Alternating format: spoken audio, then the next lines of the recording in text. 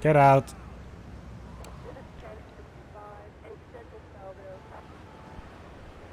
Of course the cop had to see it.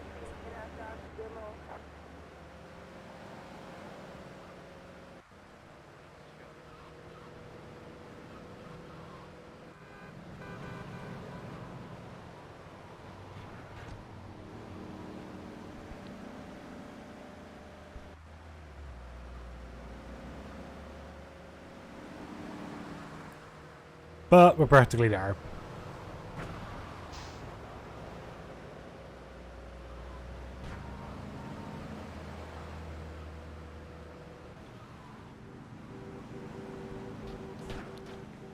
Knock knock.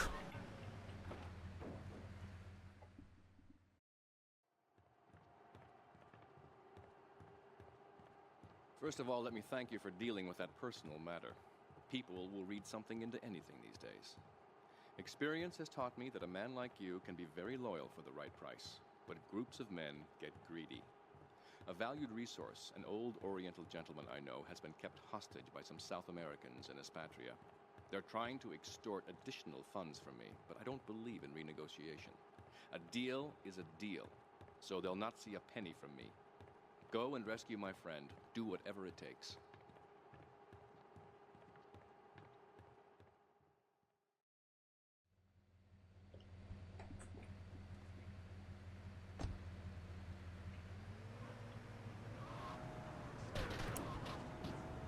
Oh boy.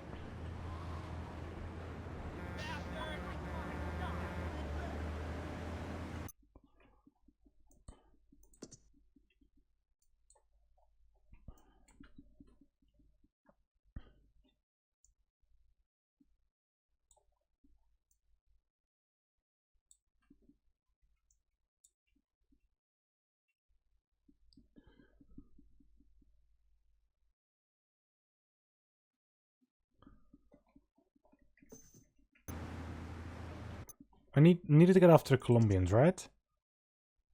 Colombian car. Gang car. Oh boy. Just mark her there.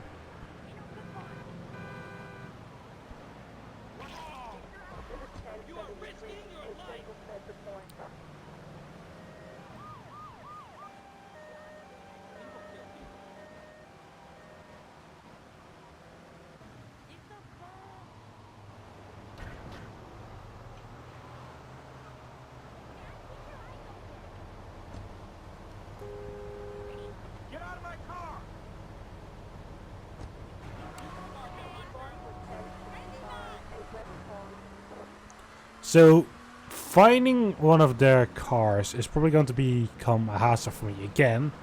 So I had to do it before. With the other group. And that did not go well.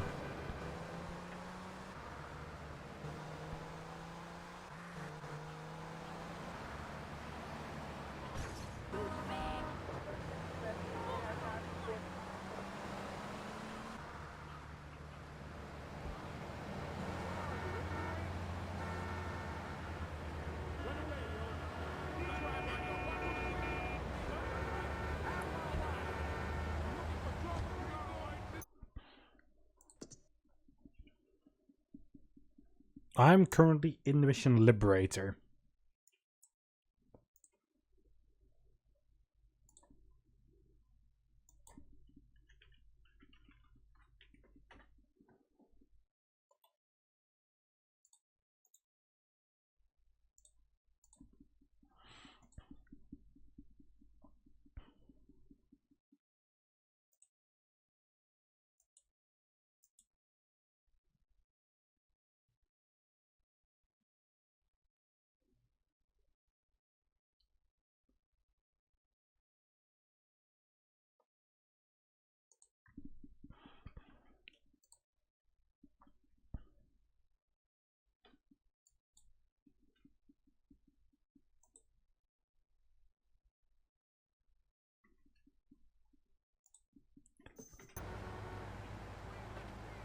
Actually,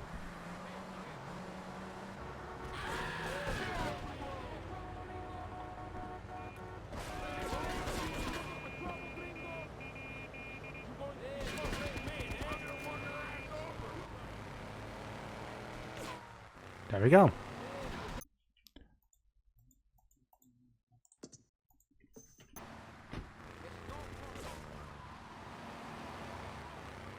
I just see Hunter typing. If it's going to be call again, which I think it is, considering, you know, it's him. Actually, it's a bit of a longer... At least it looks like it's longer.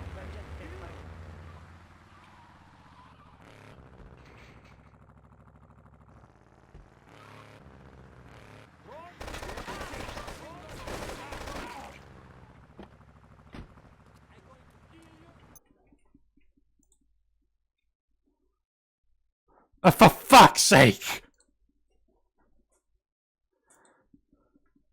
You really hit it out of the ballpark this time, eh? I wanted to be different, so here you go. It's a bit more involved than the beep call you're used to getting. How are you doing? I'm good. Going through some GTA antics again. Well, let me put an end to that right now. The good thing, you can keep playing GTA for all I care. I'm about to make your day miserable. Oh boy. I had a interesting day at work today. Oh boy, what happened? So I showed up, and you know, the ritual of the morning is you go into the office where you see the routes, you pick, you grab the one with your name on it, and see, you know, what your task of the day is going to be. Now I noticed right out the case that there wasn't one with my name on it, so I went, huh. That's a little suspicious, isn't it? So I look about, you know, to see if by the off chance my route's been, you know, put underneath something, and eventually I noticed that my name was on there somewhere, but as a co-driver for someone else. Which basically means I don't have to do fuck all today, which is great. Because the way I tend to work when I'm a co-driver is don't work at all. So, you know, good stuff. Problem is that I ended up being the co-driver for that other kid from my town.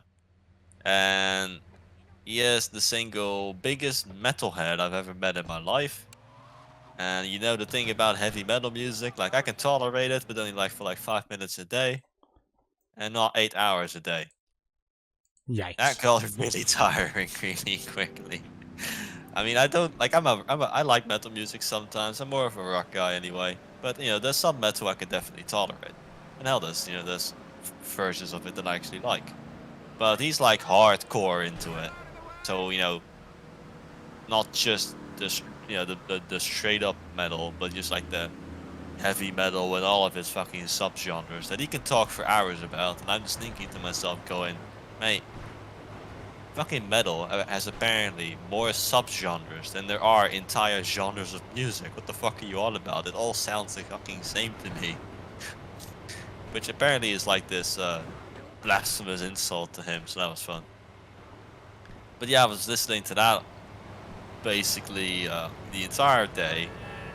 And not just that, every so often when there's like a song that is particularly like growly, where you know, as opposed to singing, it's just a bunch of people having a seizure.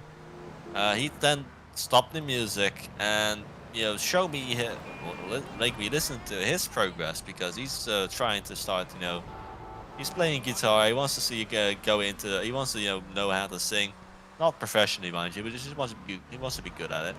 But you know, like I said, he's not an actual singer. He's a growler, so. In the off chance that, you know, by sheer fucking miracle, you know, he turns the song off, I then have to listen to him trying to mimic the song. Which is just this weird kid going next to me. Which gets about annoying after a whole half second. Yep. Just deal with that for 8 hours. I wanna die. That was... horrible. That was fucking something, man. God damn. The good thing is that I barely had to do anything today, because most of me was, you know, trying to prevent myself from having a headache and mentally recover from the nightmare I just went through. But he did most of the work. Mostly because we had like a whole sick customers that really didn't order a lot anything. Like he could easily have done this by himself, but yeah, oh well. I get paid to do basically nothing. Well, I mean, aside from the, ear torture I had to go through, but, that's beside the point. Fair. So, yeah, that's been my day. Tomorrow is going to be his last day at our company, because he will be moving on to that other location. So, yay. Don't have to go through this again. Thank fuck. Unless, they make me drive with him tomorrow as well. Doubt it, but, it's possible. I wouldn't really mind tomorrow because after tomorrow I've got like a 4-day, period of free time, so I can recover from the trauma, basically. Yeah, fair. But the annoying thing is that, I don't mind driving as a co-driver, but I prefer to work it by myself, unless like it's such a heavy workload that, yeah, you could really use the extra set of hands. But if you don't really need it, then I wouldn't mind being alone. It's nice. It's a lot more relaxing, a lot less stressful. And I'll use Fair. I use the time between customers, so when I'm on the road driving, which could be up to like 4 hours of straight driving per day. I spend a lot of time, thinking about, story stuff and coming up with ideas in my head and all that kind of kit. Now, needless to say, I haven't done a lot of that today.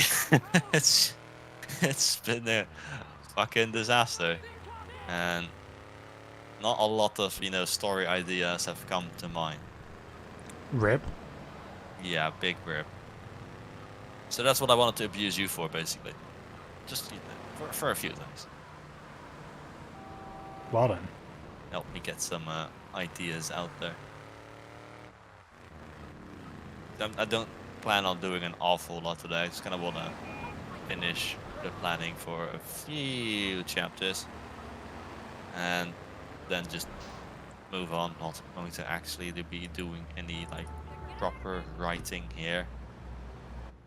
But I'm mostly concerned, not concerned, that's a big word, but I want to know some input on, because obviously now we've got the chains up for the Duncan character, the way he's introduced, which also obviously means and implies that Carter's around there.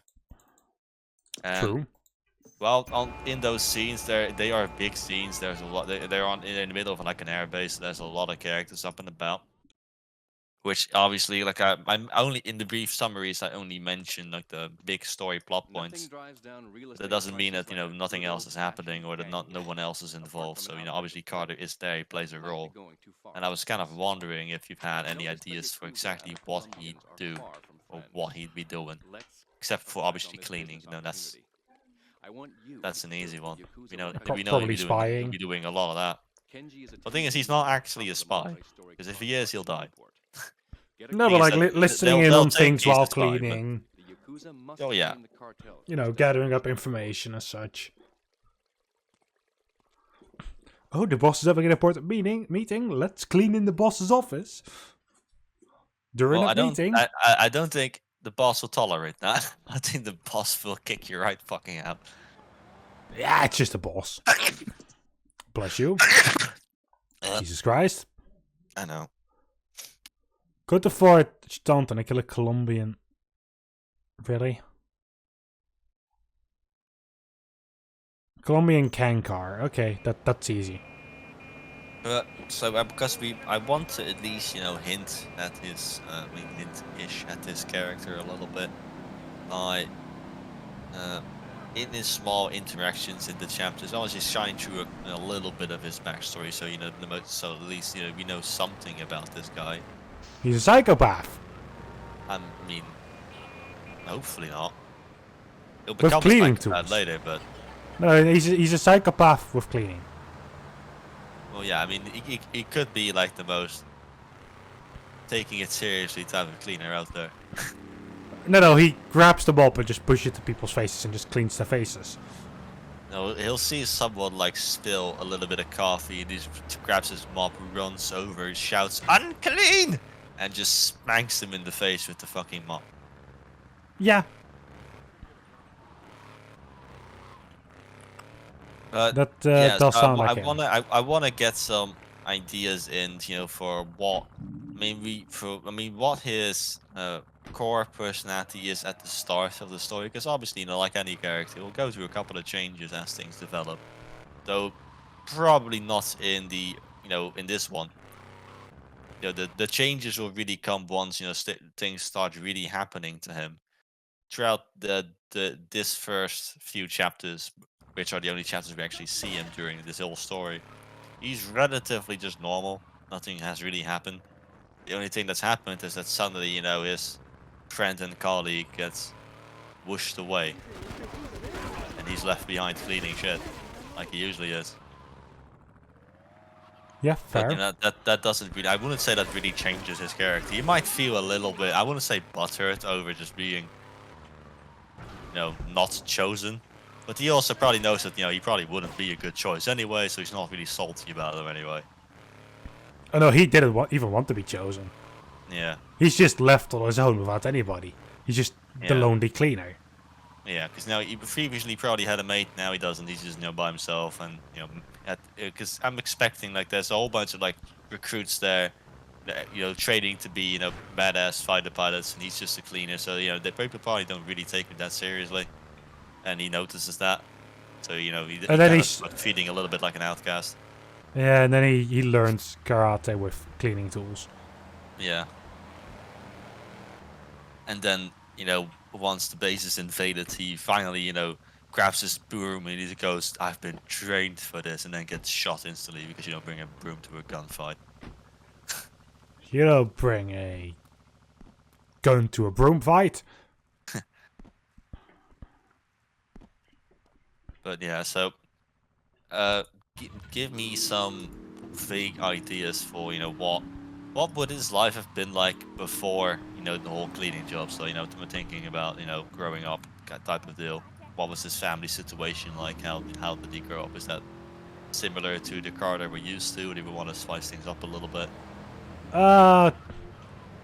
Let's just say that, just like Hunter, he did a lot of gaming. A little bit of nerd. Okay, sounds like the real Carter so far. He likes to tinker sometimes with technology. Fair enough. Usually explodes in his face. If you remember what I'm referring to at this point.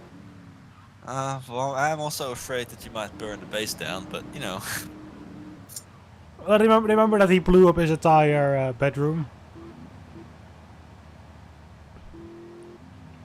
before, after lacing it with salt, yeah. Yeah. Okay, so he's a shitty tinkerer. Fair enough. Yeah, he's better with software than with hardware. Which is Yeah. completely the opposite of what I had for him like years ago during the other story. Yeah. In these days of moral hypocrisy, enough. certain valuable commodities can be hard to import. Okay, and what about family? Do we have any plans for that? Well, the shitty tinkerer that he is, something went wrong.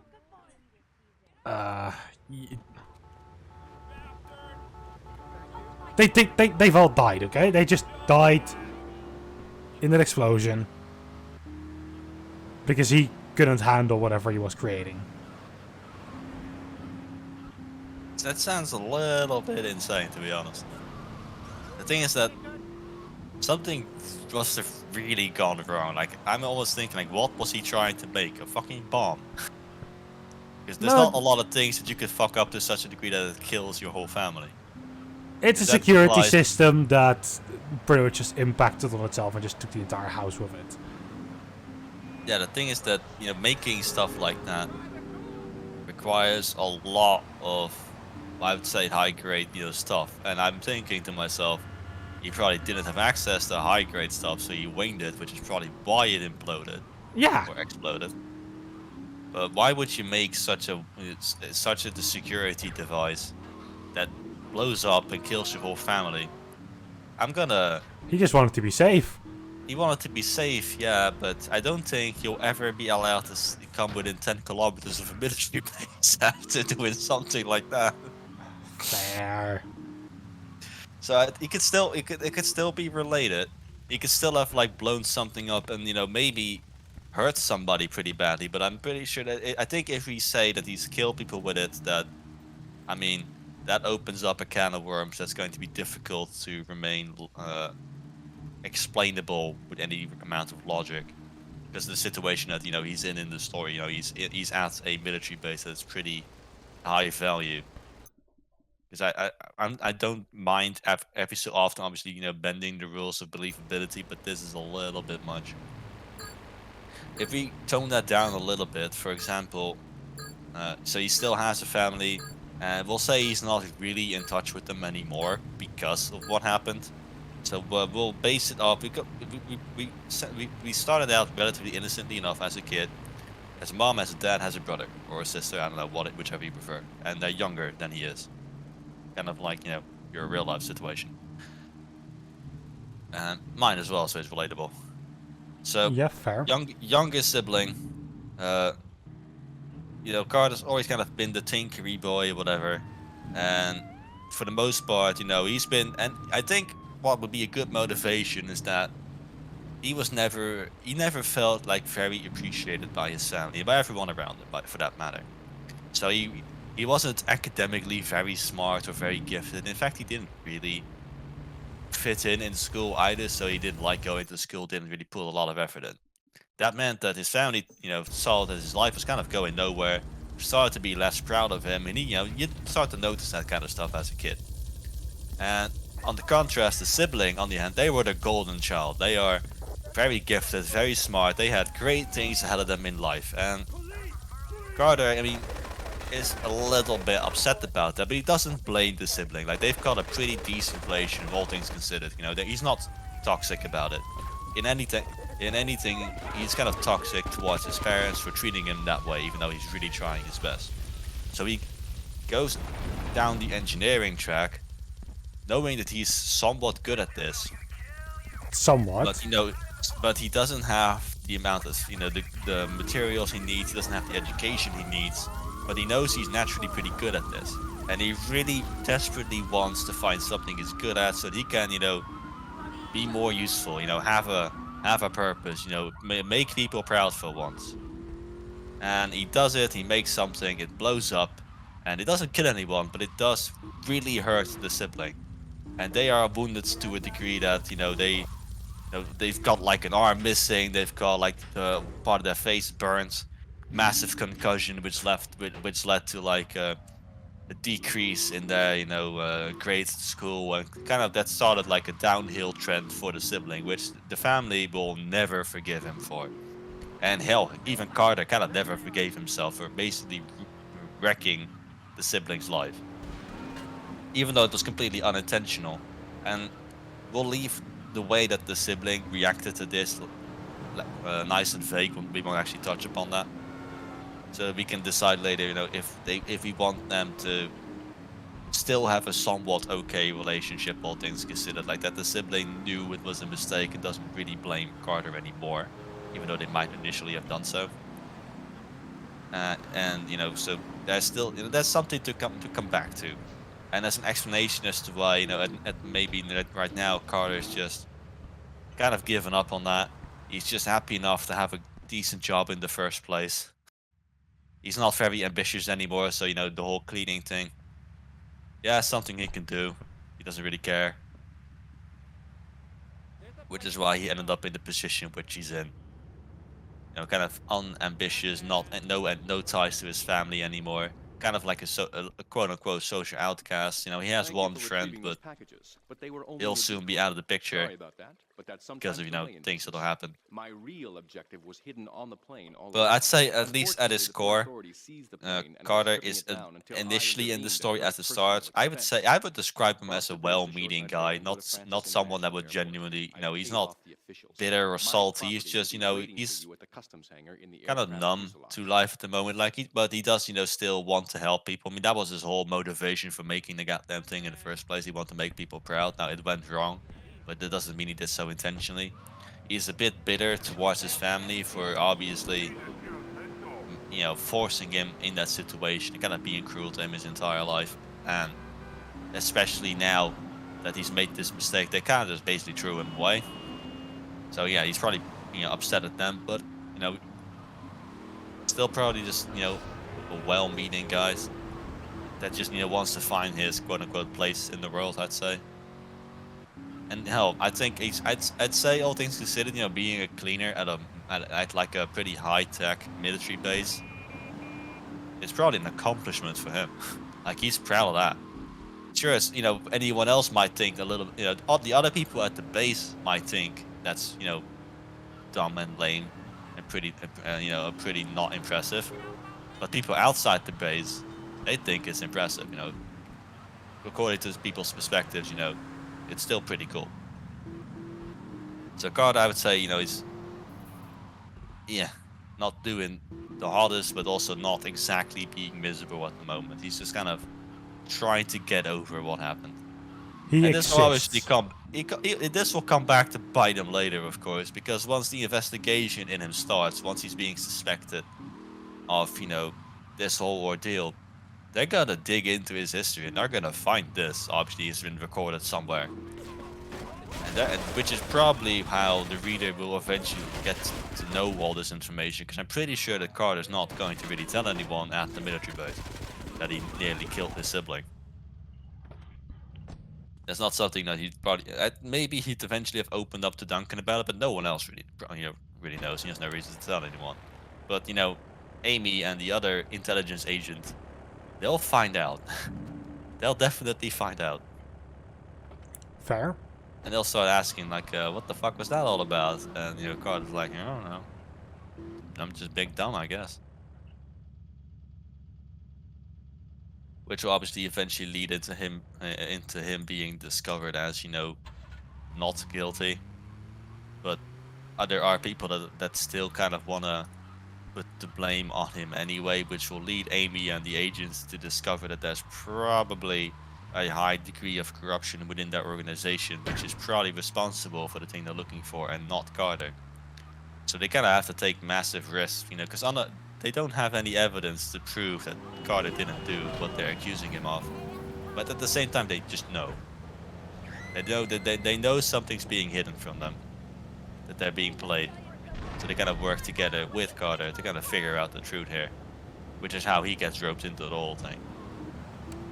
And obviously does end up being, you know, part of something great, as, you know, gets to make people proud.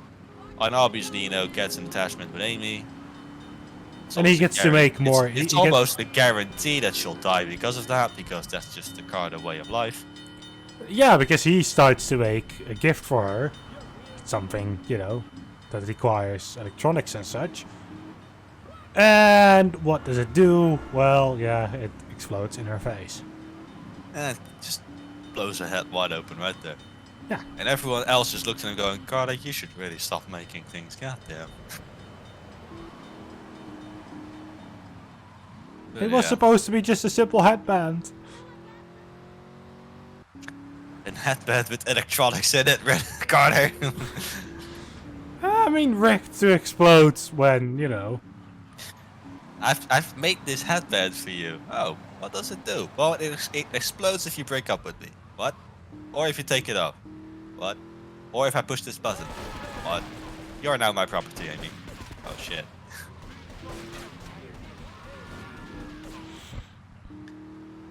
Carter took one look at Amy and went like, hippity hoppity, you are now my property. Oh, God.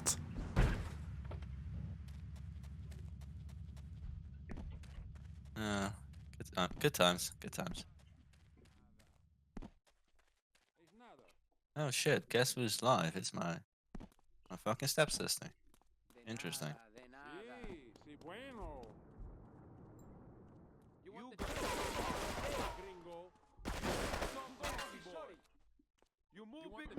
Yeah.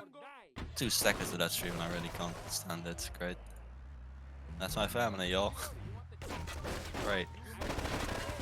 Right, so anyway, moving on. So obviously in the first chapter, that's when Duncan and Carter are together, when they see the 2 pilots walk in, and they guide them towards the office of the base commander. Now that is the only time in which Carter is actually mentioned, because for everything else, obviously I just focused on the big plot-related things. And Fair. mostly because you see I think the shots in which the two cleaners see the pilots walk in, that might be the only moment in the entire first part of the story of which you actually see it from their perspective, because they're the ones that see them walk in. Now you don't exactly, get to see it like from their thoughts and feelings about it. You kind of just get this general overview where they're described first, and then the pilots are described second. You don't really get their personal input on it. But from every scene thereafter, and obviously also the moment that the pilots actually walk up to the cleaners and ask questions, you'll see it from the perspective of Nerd, as opposed to either Duncan or Carter or even Lynx. So every interaction with Carter involved is going to have to involve Nerd, because I'm not going to change this. This is her little arc here for the most part. Fair. And in chapter 2, what were they doing?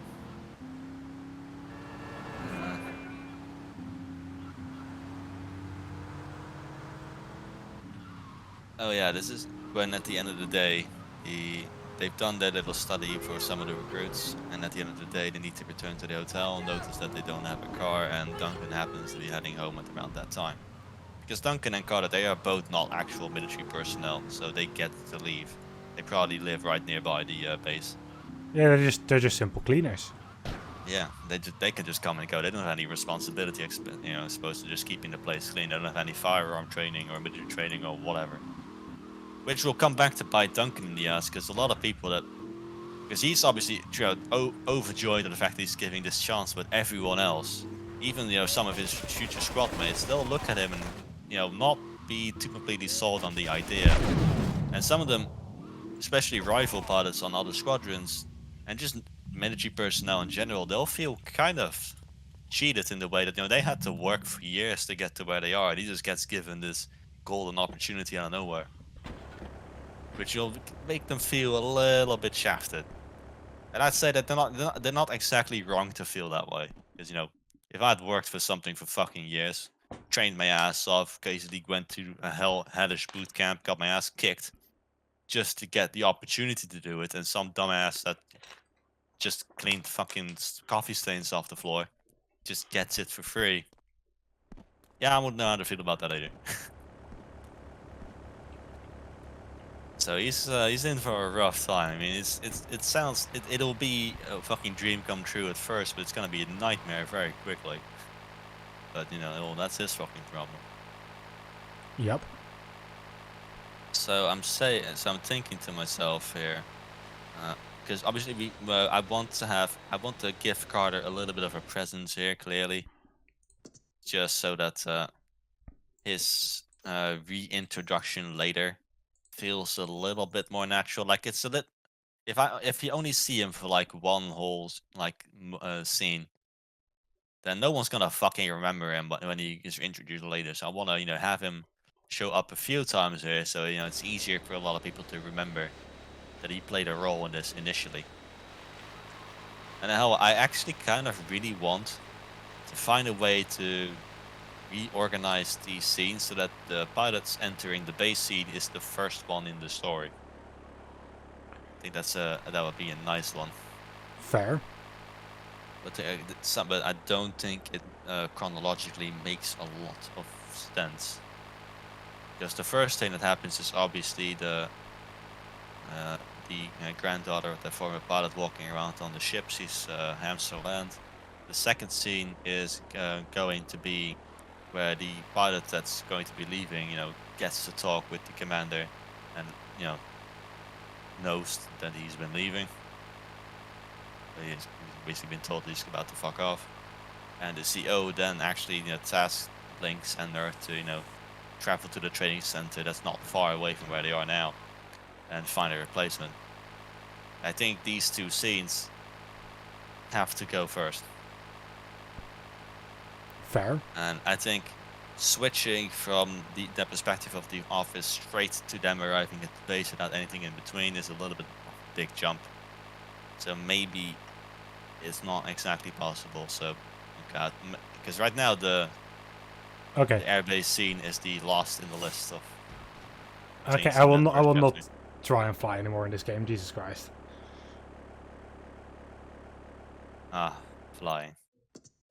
Flying in old school GTA games, that's great. Thank you for No, I returning grabbed those the controller for that in the end.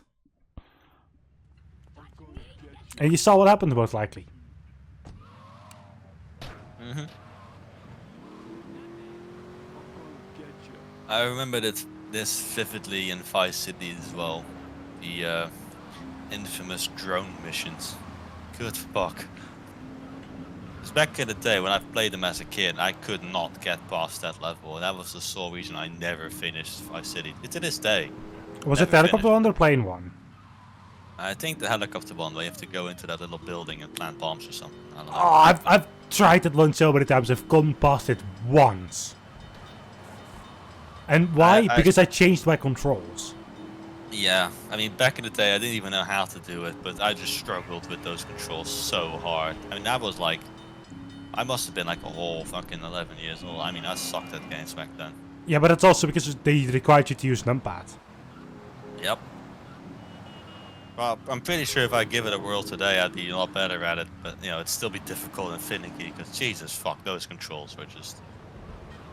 I think they've got like this legendary status as being the worst control scheme ever imagined, because god fuck, you hear everyone complain about that mission. It is absolute infamy, that mission. So because of what I'm planning on doing, I'm actually going to be doing Vice City as well. Oh god. I do appreciate that in San Andreas they also had drone missions, but they make them optional to some degree. Like they were part of the main story, but at that point of the story, you'd get like 2 missions, and you only had to do one to progress the rest of the story. So the You other know one that in being Vice the drone City, missions, you don't have to anymore, luckily. you know that the same counts for Vice City, right? Well, I won't fucking know because it's been fucking lifetime since I played it. That mission line is specifically a side mission line, Hmm. Oh, from well. what I understand. Like if you watch Might these, be. if Could you be watch that, the yes. main story speedrun, I think they just completely skipped those missions.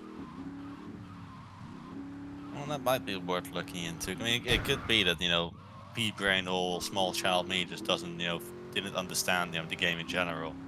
I just thought that I had to complete it to proceed. But, oh well. I mean, I just wanted to complete all the missions.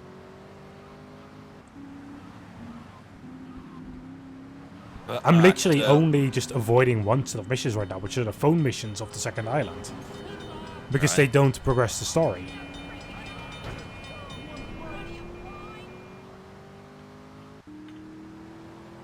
And like, I'll be doing them once I'm done with the entire main story. It is just, right now, it's just like, it starts off with a race on this part of the city, which I just don't want to do right now. Fair enough.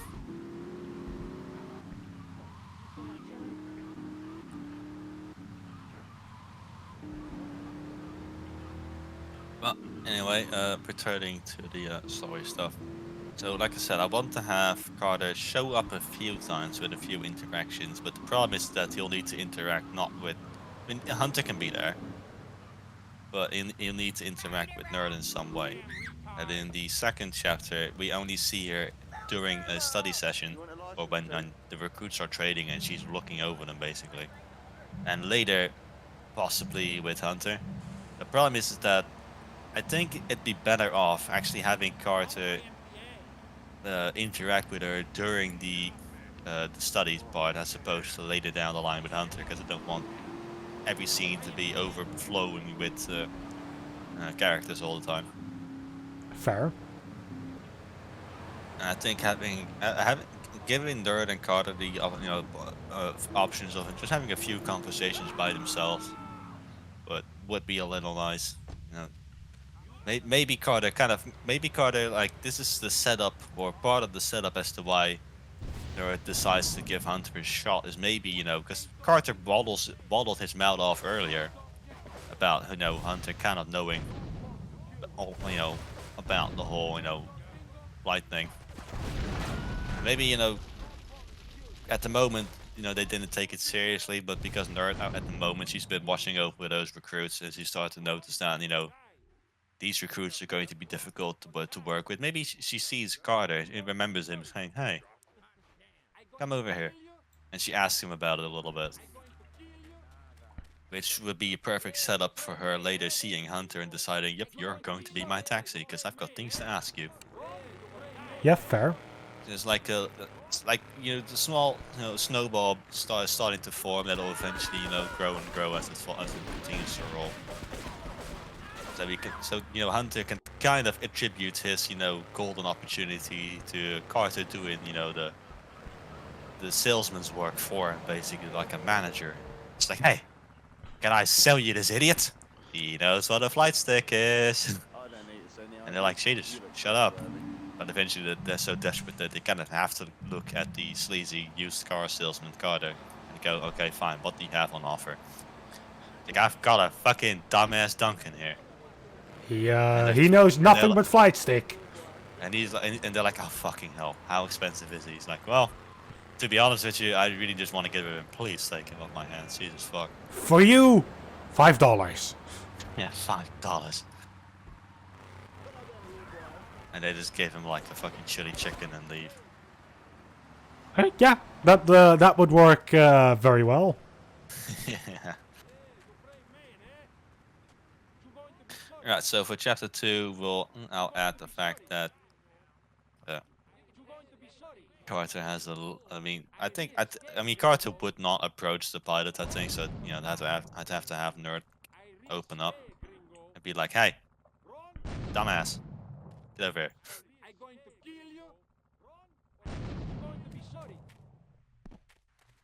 Nerd chats with Carter.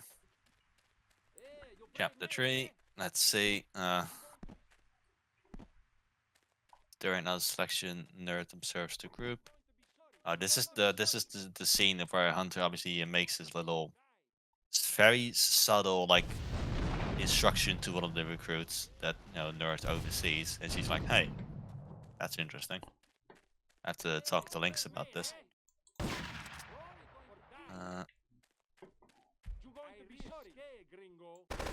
It's difficult to really give Carter a active role because at the moment in this scene right here, Nerd doesn't actually like interact with Duncan either. She sees what he does, but doesn't like interact with him. She notices obviously, sees his little interaction, takes note of it, and then immediately leaves to go tell the XO. So I think just having Carter described in the room somewhere, maybe, you know, working together with Hunter in the moment that Hunter makes his little observation and tells the recruit what to do. Just have him there, but not actually like interact. I don't think we can force an interaction here without making a completely different scene.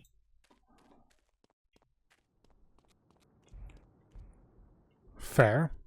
Chapter 4, we've got obviously the Nerd kind of like ambushing Hunter at home, completely by surprise. They drive over to the airbase, and not the trading base, mind you. They're going to the actual airbase now, so they're probably not going to find Carter here.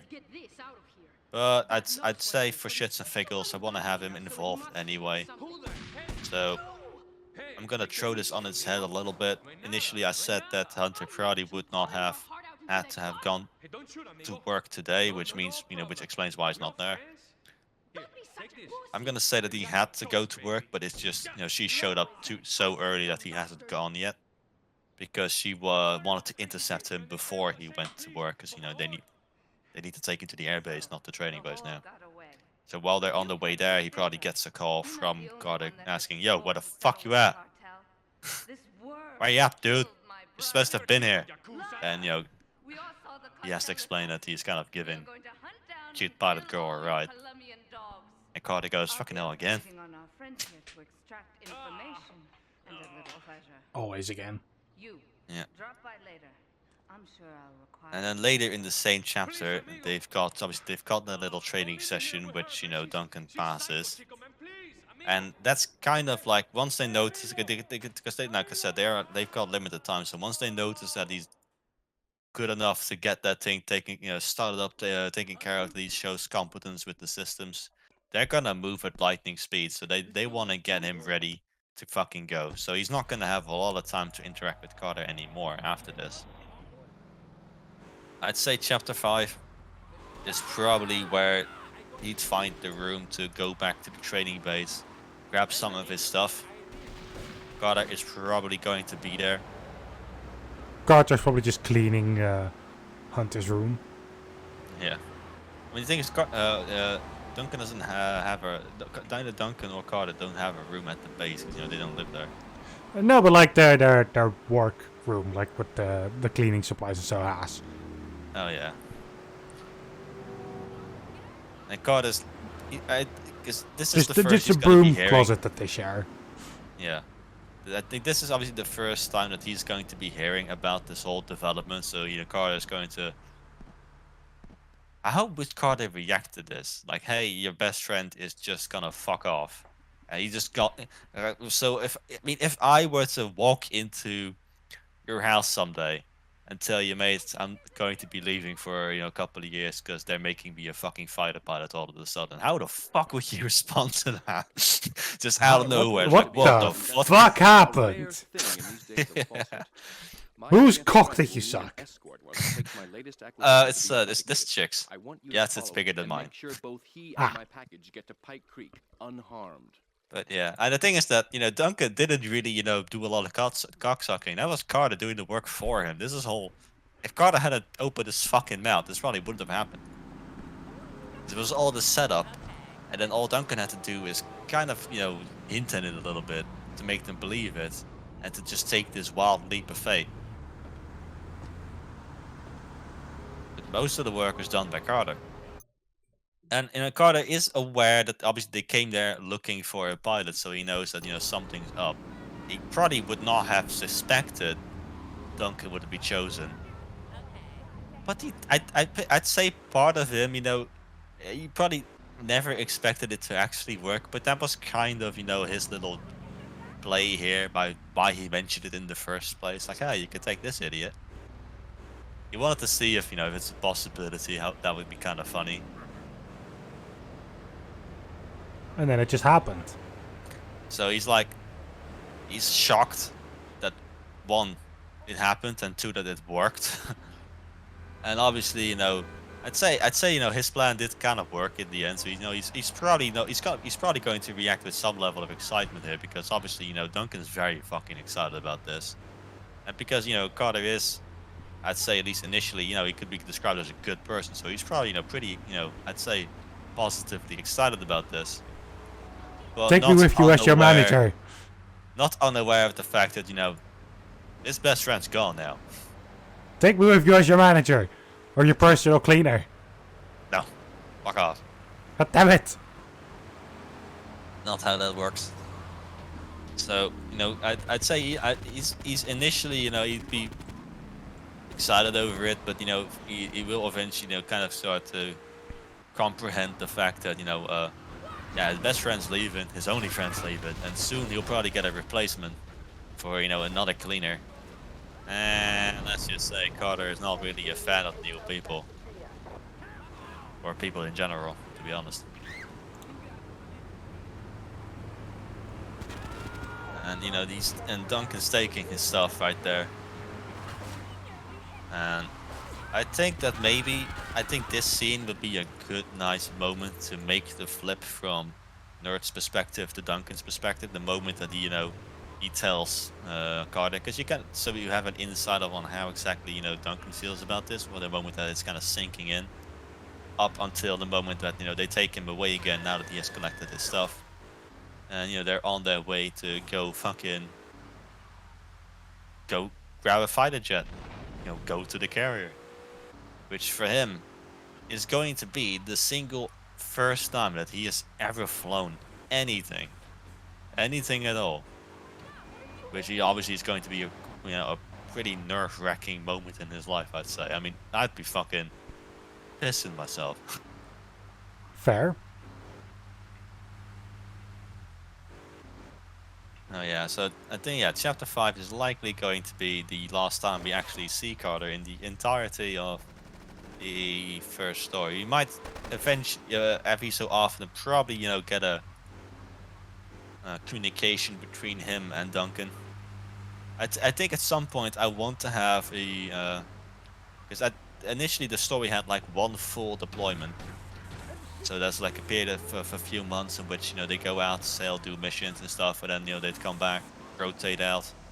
Another crew would come in and go on deployment, and they just kind of chill at home to recover. I think in this one I'm going to have 2 deployments, so we do have that moment in between, in which we could use Carter again. Now the first deployment, nothing of much note is going to happen. That is partly going to be. I'd say that maybe the break of between deployments is going to be roughly about when the coup takes place. Yeah, So fair. So the first deployment, not a lot happens, and the second deployment, that's when Amira is now gearing up for war with the elves. So that's where a lot of the real shit's gonna go down. The first one's gonna go by much quicker. Not a lot happens, just a bunch of training stuff, getting to know the characters, laying the foundation for things to come. And obviously we'll have a few interesting things happen, like the Duncan that Carter, says goodbye to in chapter 5 is not the same guy that he'll meet again in like chapter 20 or something when he comes back. Like some shit will have happened between then and now. Yeah, fair. And that's going to be, I mean, at the end of the story, his entire squadron, including Duncan, they're going to just, they're going to abandon Amira and side with the elves. I mean, they will basically commit treason, which might also be one of the reasons as to why Carter is investigated in the first place. He was the reason Duncan was chosen for this, and now Duncan, along with his entire squadron, went rogue. So Carter might, gets his nose punched in because of that, because he is now somewhat in a weird way connected to this whole thing. So, yeah, I think Carter's gonna have some mixed feelings about that choice. Now, in the end, obviously, we know that them defecting to the elf side temporarily ends up being a good thing. And they will, in the end, be completely, any charges will be dropped, because in the end, what they did was for the, for the good of literally the world. But at least initially, it won't be seen that way. Initially, it'll be seen as a straight-up betrayal, a war crime, basically. By doing this, they take a massive risk as well. It is insane. Because, they don't even know that they can win this war. They're just siding with the elves, hoping they can postpone the end of the war as long as they can, so that, to give the people that know what they're doing time to fucking heal the stupid tree. Yeah, They fair. are very well aware of the fact that they might never actually be able to come home ever again because of this. It ends up working out for them, but that's just by luck or anything else. Every pilot was willing to kind of sacrifice themselves for this, because they knew that if they lost it, if they win this war, if Amira wins this war, everyone's gonna die anyway. So what's the point? So they know the pilots have been thrown into a situation where, left or right, they are fucked. They can just they have to just make sure that they fuck as the least amount of people alongside with them, and that choice ends up locking out for them that it works out, which is also, funnily enough, due to the work that Carter ends up putting in with the intelligence agency. Carter ends up helping them, and they're the ones that discover, or at least come into contact with the elves. They discover the plot that's going on. They discover the presence of the Order. That's the big discovery they make. Well, I'd say Carter is probably one of the few people that might end up becoming one of the first Sentinels. Because, he's directly opposing the Order in his little arc there. I mean, he does that, but he also sells information. Yeah, I mean, yeah, he's corrupt as fuck, obviously. He is literally an information broker. For the right price, he sells whatever information he has. I mean, that could definitely be an arc for him. That could be a later down the line thing. Because you know this is the start of his character arc, basically. Definitely not the end. I wanted to eventually end up becoming an information broker though, like straight up from the other story that I was writing, where the other character was the information broker. Yeah. So I'd say at least in the first story, where I'd say the overwhelming, main characters / heroes of the story are likely going to be the pilots. I'd say there's an argument to be made for the helicopter pilots and one of Josie's characters as well. Because I'd say they do have the more central position in the story anyway. In the second story, however, we know where Carter ends up being interrogated, probably tortured to some degree to get information out of him, and ends up eventually joining the intelligence agency in their mission. I'd say they have the more impactful role of that particular story. The pilots have done their job. Right now they're just making sure that you guys have the time to do your job without, the war being over. They're basically meant to buy you time at this point. Now, they don't know Carter is involved. That's going to be a nice surprise for Duncan later. That's going to be very, very surprising. Fair. And obviously, I mean, the fact that, a Riddle character has a romance, for fuck's sake, this one being Carter. So you just know that's gonna end in disaster. Yep. So I'd say that it's difficult to plan in detail about exactly what's going to happen because you just don't know that yet. It's the likelihood of things changing later is so high that it's not worth going into detail. You just want to have a rough idea of where the story is going. And at least for the first two stories, I think we now have a decent perspective on things. I'd say the one arc that's undecided upon yet is the princess's arc. We know that, the first story, that one's caked out. In the second story, I'm not really sure what to do with her yet. Obviously, we know that she comes back into power and she's not as great as people have been hoping. But that's probably going to be changing later down the line. But, she has to have something to do. I just haven't decided on what. Fair. Now, another big, massive chain of events, or at least one massive problem they're going to be dealing with, is the character of Robin, or the altered version of her, because, she does have a different name.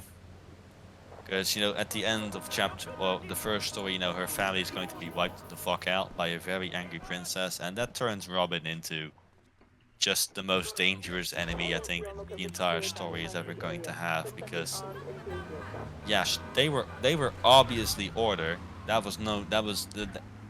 Initially you don't know, but later down the line that's revealed, and we know that's obviously they're going to be Order.